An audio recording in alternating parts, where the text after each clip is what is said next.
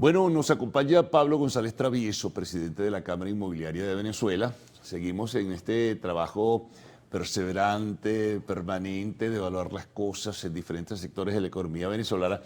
Y el sector inmobiliario pues no escapa, ¿no, Pablo? Y muchas gracias por estar con nosotros porque el comportamiento de la economía venezolana es irregular, totalmente irregular. Algunos sectores que repuntan, unos sectores que se detienen, otros que mantienen un muy bajo perfil, no pueden reanimar su actividad, y la Cámara Inmobiliaria ha sido, bueno, igual que la Cámara de la Construcción, severamente lastimada, ¿no? Me gustaría tener un examen general, un balance tuyo de lo que ha ocurrido, ¿no? Y bienvenido, por supuesto. Muchísimas gracias, Carlos, por la oportunidad que me permites de traer el mensaje de la Cámara Inmobiliaria de Venezuela.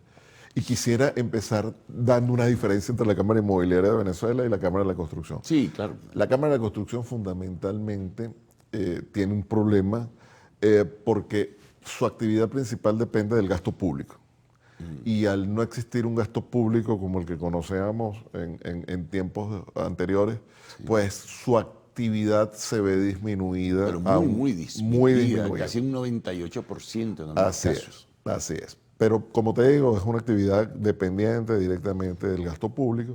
Sin duda alguna lo que nos relaciona es el sector de la construcción de viviendas, donde efectivamente podemos observar una paralización absoluta de los metros cuadrados nuevos de producción que pudieran entrar al mercado, fundamentalmente por una condición de falta de actualización o renovación del marco jurídico que determina el negocio de la producción de vivienda en Venezuela.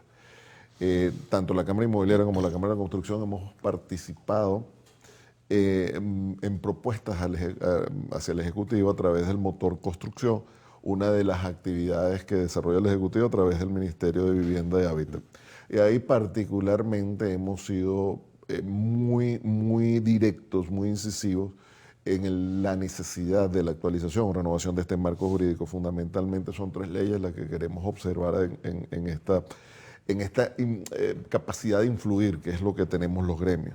La ley de arrendamiento, la ley de estafa inmobiliaria y la ley del deudor hipotecario. Cada una en su ambiente hace que tengamos un marco jurídico hostil para la producción de vivienda, y esto lo vemos cuando nos vemos las grúas y las jirafas en Venezuela, y vemos una migración de los promotores inmobiliarios a la producción de metros cuadrados comerciales como metros cuadrados de oficina, que no tienen esta regulación tan estricta que hace, como te digo, muy complicado la producción de vivienda. Ahora, ese es en la producción de vivienda. El sector inmobiliario tiene el sector de comercialización, el sector de la intermediación inmobiliaria, que ha venido, digamos, manteniendo la industria en los últimos años, ¿ok? Sin duda alguna, para todos es determinante el conocimiento de la falta de financiamiento, lo que hace que el negocio inmobiliario pues tenga un comportamiento en una meseta desde 2022 hasta el 2024. No subimos, no bajamos, Sí, está pero como serenamente manteniéndose en el mismo lugar. así es. Pero fíjate una cosa, Pablo, que me llama la atención. En esa intermediación, ¿dónde inciden más ustedes en este momento? ¿En el alquiler o en la compra? Bueno, de viviendas ya construidas hace muchísimos años, viviendas ya que tienen, bueno, un buen recorrido y un buen récord, ¿no?, de haberse construido. Sí, el mercado inmobiliario, te repito, al no existir entrada de metros cuadrados Porque ahí se nuevos, siguen moviendo las cosas, eso es sí. un mercado que lo que está es reciclando el inventario. Un inventario que sin duda alguna, mientras más pasan los años, pues más depreciación tiene. Ahora bien, hay un número importante de viviendas cerradas derivado de la no actualización o la falta de equilibrio que existe a través del marco jurídico que reglamenta el negocio de arrendamiento, como es la ley de arrendamiento, donde, repito, hemos hecho influencia y esperamos poder ser escuchados para que esa renovación del marco jurídico que rige específicamente el arrendamiento sea actualizado. ¿Qué es lo que ha sucedido? El mercado se encuentra en este momento en una oferta en equilibrio, es decir, existe un equilibrio entre los inmuebles que se están vendiendo de igual manera con los inmuebles que se están arrendando. Esto a pesar de la dificultad que tiene el marco jurídico venezolano. Y esto es porque definitivamente existe una potenciación en la capacidad de pago del venezolano, una potenciación mínima, pero una potenciación efectiva, que hace que se aumenten estos espacios. Ahora, fíjate, y perdona, ¿qué crees tú que ha debilitado o no ha permitido finalmente esa modificación a la ley de arrendamiento inmobiliario? Porque ciertamente hay posibilidades, hay mucho apartamento vacío, como suele decirse, que pudiera alquilarse y además corregir situaciones para diversas familias en el país. Pero está el tema de la seguridad jurídica, que es donde ustedes remarcan el tema de la modificación. Pero ¿qué pasa que no termina de modificarse en la instancia legislativa? Fíjate, definitivamente es un factor que depende de la visión de cómo queremos ver las cosas. O sea, para poder mantener un equilibrio, los derechos y los deberes tienen que estar equilibrados. Cuando una ley no comprende ese equilibrio de los derechos y deberes, pues sencillamente favorece a una de las partes.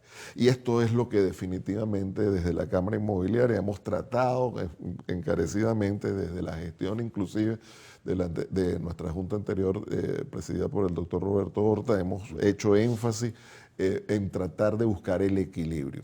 Esos equilibrios sencillamente es el reconocimiento de que una sociedad con exceso de deberes y muy pocos derechos no es una sociedad equilibrada.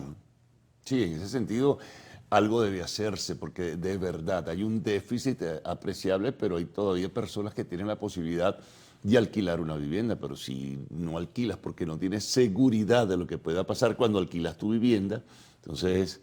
Pero algo debe hacerse en ese sentido, con un interés y un propósito social, finalmente. Fíjate, Pero, perdona, nos hacen una pequeña seña que tenemos que irnos y retomamos la conversación enseguida. Conversamos con Pablo González Travieso, presidente de la Cámara Inmobiliaria de Venezuela.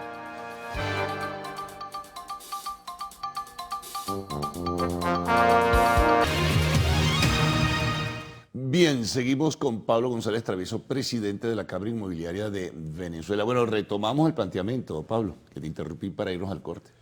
Fíjate, lo que se observa en el negocio del arrendamiento en Venezuela es que a través de la potenciación de algunos sectores a nivel económico, la rentabilidad de los inmuebles se ha potenciado. Esto es definitivamente, existe una demanda efectiva de gente que requiere techo para poder vivir. En este momento, nosotros podríamos decir que la rentabilidad en moneda dura de los inmuebles puede estar en el orden entre el 8 y el 12%. Y esto, comparado con regiones latinoamericanas, hace que definitivamente sea muy atractivo el negocio de la renta. En consecuencia, los propietarios han dado un paso adelante y han asumido el reto, a pesar del marco jurídico hostil que tenemos para la negociación.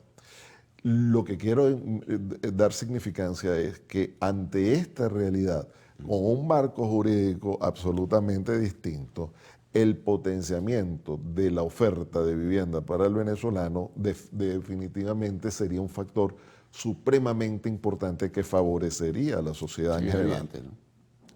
Pero estamos trabajando para lograrlo. Ahora fíjate, otro detalle interesante, depende del lugar, depende de la zona, depende del urbanismo, todo es muy irregular también, es un comportamiento en zigzag, pero fíjate que hay viviendas en muy buenas zonas, pongamos de la capital o del distrito capital, que tienen una desvalorización inmobiliaria, pero hay otras zonas que no. ¿A qué se debe ese fenómeno? Y eso además si lo contrastas, por ejemplo, con ciertas viviendas de turismo en otras zonas del país, resulta que las viviendas de turismo se han potenciado más y tienen un costo-valor inmobiliario mayor que las viviendas en zonas urbanas. Fíjate, la pregunta nuevamente tiene definitivamente una amplia gama de variables para podértela responder. Por ejemplo, en las ciudades, en las zonas metropolitanas del país, se ha observado una migración de la gente que viene subiendo del sur hacia el norte buscando mejor calidad de servicios y mejor calidad de vida. Ha pasado mucho, claro. En consecuencia, a nivel promedio, los metros cuadrados de las principales ciudades del país han sentido una potenciación, han sentido un aumento que puede estar entre el 8 y el 12%. Sí, que tú lo mencionabas antes. Y esto es fundamental para poder entenderlo. Ahora, dentro de una ciudad tan variopinta como Caracas, donde podemos tener una infinita cantidad de ofertas, al igual que en las distintas ciudades del país. Sí, eso ocurre en Valencia también, me han dicho, en Puerto La Cruz, en Barquisimeto. Todas las ciudades tienen distinto. Entonces, lo que se ajusta es, el mercado se ajusta a la realidad económica de la demanda. De la demanda. Definitivamente, hay nichos que tú puedes observar mantienen unos niveles de precios absolutamente inamovibles, pero solamente alcanzable, digamos, para una élite de la población. Y hay nichos que se ajustan a esto. La única verdad es que el mercado inmobiliario en este momento se ajusta de manera determinante a la fluctuación y a las reglas de la oferta y la demanda. Y eso es bueno, eso se observa bien. ¿Pudiera ser mejor si tuviésemos financiamiento? Claro que sí. Y ese es el factor fundamental de nuestra industria. Nuestra industria, en este momento, nuestro sector, reclama de un financiamiento efectivo. Claro, eso tiene que ver con el tema financiero y las coordenadas bajo las que se maneja la banca nacional en este momento para poder otorgar financiamiento, poder otorgar crédito, ¿no? Hay una situación... Una cosa va de la mano de la otra. Hay una situación que es determinante. El crédito inmobiliario o el crédito hipotecario es un crédito que tiene unas características de largo plazo. Y en nuestra realidad actual, el largo plazo es muy difícil de vislumbrar, es muy difícil de proyectar. En consecuencia, la banca le es muy complicado otorgar este tipo de crédito. Esto no quiere decir que no tengamos posibilidades, que no tengamos la suficiente capacidad dentro de la banca y dentro de la sociedad como para buscar alternativas y generar respuestas. Estamos todos esperando, digamos, a través de... Eso tarda, ¿no? Del deudor hipotecario, el tema de la banca, el tema del encaje, el tema de utilizar recursos en divisas para poder financiar créditos de diverso tipo, incluso para el sector empresarial, en fin. Definitivamente tenemos un país que lo único que demanda es de la creatividad de nosotros, los venezolanos, para generar respuestas a nuestros requerimientos. Sin duda alguna es el momento de poder escucharnos, es el momento de poder sentarnos y es el momento de debatir ideas e iniciativas que conduzcan a la solución de estas desvirtuaciones de la realidad. Que solamente lo que producen es, como te digo, un exceso a veces de mucha creatividad que es inconveniente para la vida sana de los negocios en Venezuela. Te iba a preguntar, bueno, quedaba pendiente, te lo había sumado antes, ese diferencial que existe entre viviendas de carácter turístico que mantienen un buen perfil de costo-valor tanto en precios para la venta como para alquiler comparada con zonas urbanas. ¿Ese fenómeno por qué ocurre? Definitivamente existe una demanda interna de espacios turísticos. O sea, la gente está buscando, nosotros estamos en la realidad del país nos ha llevado a que la demanda y el potenciamiento de los espacios turísticos esté en incremento. Eso hace que las alternativas de apartamentos en zonas turísticas para alquiler definitivamente sea una opción para poder canalizar este tipo de demanda. Ahora bien, definitivamente no podemos observar sino también una tendencia a la estabilización, porque también debemos pensar de dónde venimos. Venimos de precios realmente, después del 2000, con la depreciación o la caída del PIB que se observó a partir del 2012 hasta el 2019 en el orden de un 70%, pudimos observar que ese impacto de esa depreciación y esa caída del PIB afectó los valores inmobiliarios en la misma medida. Y probablemente en algunas zonas turísticas ese impacto fue mucho mayor. Es decir, habían unos precios de oportunidades que cualquier inversionista con una visión de mediano plazo podía observar oportunidad. Bueno, ya hablaremos en otra ocasión, Pablo. Muchas gracias por haber venido y haber ofrecido información que es muy importante, ¿no? Y de orientación que sirva a nuestros televidentes. Nos vamos a la pausa, regreso Arte y Espectáculos en Lo Actual.